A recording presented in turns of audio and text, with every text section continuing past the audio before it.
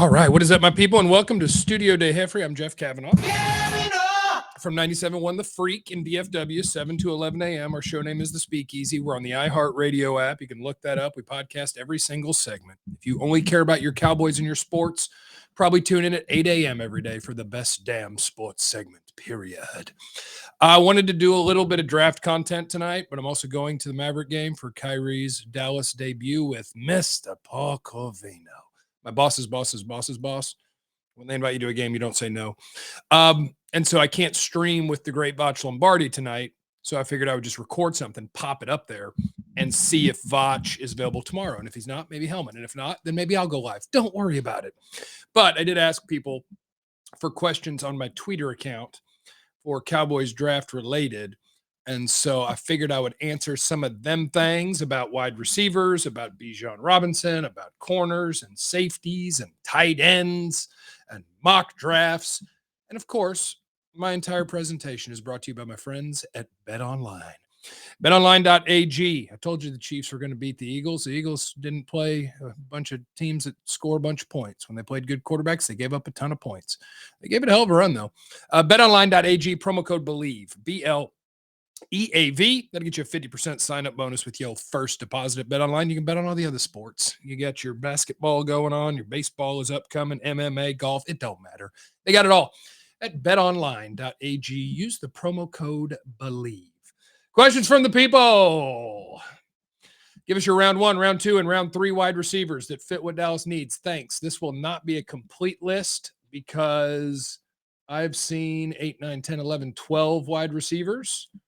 Some of my favorite names would be, let's see what happens in the first round with Jordan Addison at USC, Jackson Smith and Jigba at Ohio State. You could talk me into Quentin Johnston, TCU, to have a big guy on the outside that's pretty good after the catch, can go get 50-50 balls, run you some slants, let CD stay in the slot. That, I think, becomes a factor here. You know who I'd take? Second round, Kayshon Boutte, LSU. Maybe using my first round pick on a guy that everything around him is like, oh, he didn't try hard. What the hell happened here? Why isn't he destroying the SEC like he was a year ago before he got hurt? Like, there's questions around him, but the ability is so good. I think he's the most talented wide receiver in the draft class. So I'd be interested in him. I think Tennessee wide receiver Jalen Hyatt, I would want to pick in the second round. He'll probably go in the top 50 because speed kills and he had so much success in the SEC. The only thing that holds me back in the first round is I think what he did at Tennessee is not very translatable to NFL football, where you're constantly stacked behind another receiver, or you have 2 wide receivers on the left side, but the ball's on the right hash, and you have all the real estate in the world for a guy who runs like the wind. But you put him in an NFL offense and just run him vertical and across the field, and he is going to be fun. So probably Hyatt in the second round, Boutte in the second round, Addison, Smith and Jigba, Quentin Johnston in the first. Zay Flowers is so tiny, but he's so good. You could take him in the first and just have a bunch of guys that can play the slot and move people around and have fun. Jalen Reed. I think it's Jalen. Jalen Reed, Michigan State would be one of my favorite third round guys. I put Rashee Rice at SMU there as well, and Tank Dell. So really, like every other position, let's see what order they come off the board in, and let's see who's hanging around, and we'll figure this thing out. And I've still got a lot of guys to watch. I am behind this year. I will admit that to you, but I'll get there. How would you feel about the Cowboys taking Brian Branch at 26? That'd probably be fine too. I see him going before that in a lot of mock drafts. He's Alabama's safety, corner, can cover, can tackle, can do everything. I think that would be fine. Could Brian Branch play outside corner? Probably. Let me watch a bunch of corners first. I watched Branch a little bit, but I haven't watched other secondary guys. So let me circle back to you on that bad boy. Can they draft Pat Mahomes? No, they can't. Where you got Tank Dell, third round. Maybe you could talk me into the second with him too. What happens when they draft Stetson Bennett in the fourth? I mean, look, I don't get mad at teams for drafting a quarterback. The only problem is going to be they're probably going to restructure or extend Dak this offseason for cap space purposes so that they can get players. And once you've done that, you're probably locked into him for another 3 years. So let's just keep an eye on Dak's contract and see if they do anything with that. If not, I don't mind firing at quarterbacks in mid rounds. Worked for the freaking Eagles. What do they view as the bigger hole, wide receiver or corner? This may not be possible to answer, but it's pretty key to mocking, and I'm leaning corner. Um, Coming back this year, you've got Trayvon Diggs, Deron Bland, Jordan Lewis under contract. But I think you'd rather have Bland and Lewis in the slot. They're both really big needs, but you can use free agency or trade to help it out. You only have one good receiver. I hope Michael Gallup bounces back and is a good NFL receiver. I hope T.Y. Hilton's back because he was their second best receiver, and he did that coming off the couch.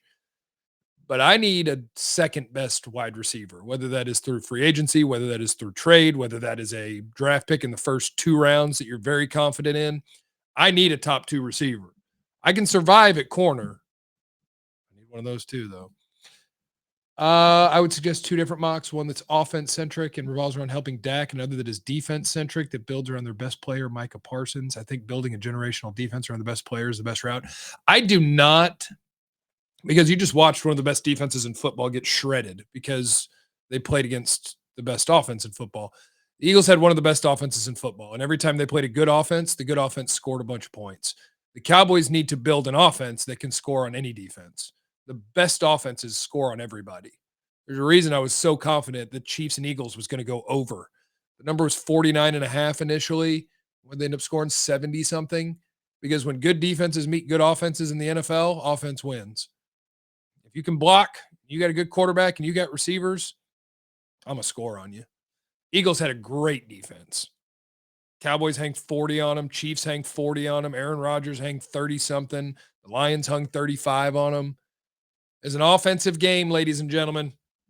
Cowboys need offensive line. I'll tell you another position that I will be watching. I'll be watching tight ends. Because I like Ferguson and Hendershot. But when I'm looking for offensive playmakers, and I'm told this is a really good tight end class, maybe one of my first 2 picks is tight end, and you're using those guys a lot. If you're using Jake Ferguson and a drafted tight end, and Hendershot's your third guy, it's a way to cover up that you couldn't find the right wide receivers, is to just have more good tight ends if they can do everything. And there's tight ends in this class that can do everything. How high would the Cowboys go for a QB? I wouldn't worry about QB. Let's just watch Dak's contract and we'll figure it out.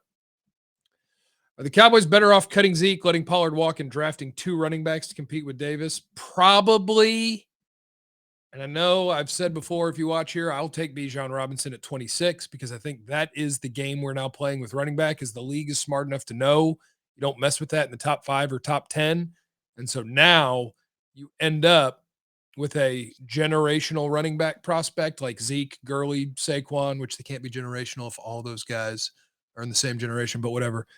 And instead of talking about them at 2 or 4, or where did Gurley go, 6 or 8 or whatever, now it's, well, what about the end of the first round? Because this isn't Clyde Edwards-Helaire or even Najee Harris. Bijan's probably the best running back prospect I've watched. But you just watch the Chiefs with a rookie 6th or 7th rounder as their lead back, and the Eagles, who don't care if it's Kenneth Gainwell or Boston Scott. So I'm going to fight myself on running back pretty good, but Bijan's a great prospect. If they took him at 26, I'd probably be okay with it. I'm going to go back and forth on that 150 times. Get ready for that. Number 1 wide receiver pick for Dallas at 26. I trust Jackson Smith and Jigba probably the most out of this wide receiver class, but I also probably want him in the slot. I trust Jordan Addison. I probably want him in the slot. Maybe Quentin Johnston, Keyshawn Butte. Those are the ones that are jumping out at me as those guys fit because they could play outside and let CD keep having fun in the slot. Maybe Cedric Tillman in the 3rd or 4th, the other Tennessee receiver that's a big dude, something like that. Yeah, so feel free to fire me your questions at Time for Jeffrey. Make sure you're locked in to 97.1 The Freak. You can find us on the iHeartRadio app. Speakeasy is our show name. It's me, Kevin Turner, Julie Dobbs, and Matt Cather. And thank you for hanging out with us. This is presented by my friends at Bet Online. And I will be live and streaming as soon as possible. But I couldn't do it today because I'm going to the Mavs, and I don't go live before 7 because my coworkers, the downbeat, are on the air right now, and I love them just like I love you. Remember, you have no idea what anybody's going through. Be cool to everyone. I love you. Goodbye.